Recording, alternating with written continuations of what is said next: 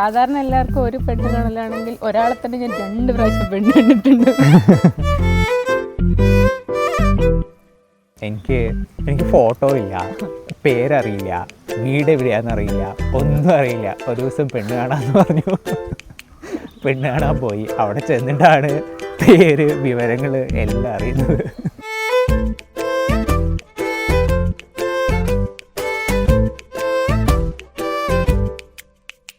എൻ്റെ സ്വന്തം അനിയനായതുകൊണ്ട് പുകഴ്ത്തി പറയുമല്ലോ. യശന്താള് സീറ്റാണ്. പിന്നെ ഒരു ഒതുക്കം സ്വഭാവം, പാവം ചെക്കൻ യശന്ത്. ജിമ്മനാണ് പ്രത്യേകിച്ചും. വൈഷ്ണവിക്ക് വേണ്ടിയിട്ട് ഇപ്പൊ പ്രത്യേകിച്ച് ജിമ്മിൽ പോകുന്നുണ്ട്, വയറ് കുറയ്ക്കാൻ വേണ്ടിയിട്ട് വർക്കൗട്ട് ചെയ്യുന്നു.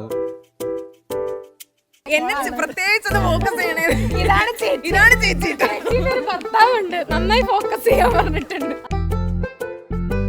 വിച്ചു എന്ന് പറഞ്ഞാൽ എന്താ പറയാ, എനിക്ക് 5 years യങ്ങറാണ് അവള്.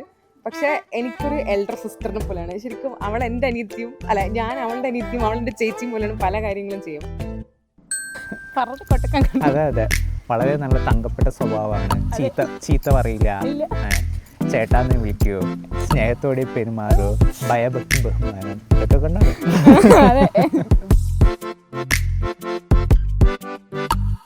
ഒരു അനിയത്തി എന്നുള്ള രീതിയിൽ നമുക്ക് അത്രയും അടുത്ത് പെരുമാറാനുള്ള ഒരാൾ എന്ന് പറഞ്ഞാൽ വിച്ചുവാണ്, വൈഷ്ണവിയാണ്.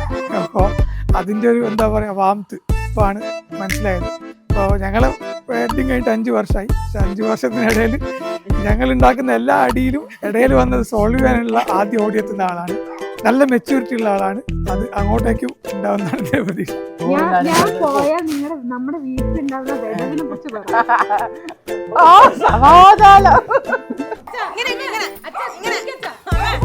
ചെക്കനെ കുത്താ. ചെക്കൻ ഭയങ്കര ശാന്ത സ്വരൂപൻ,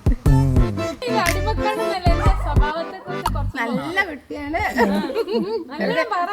വേറെ വെട്ടിയില്ലാതെ നല്ല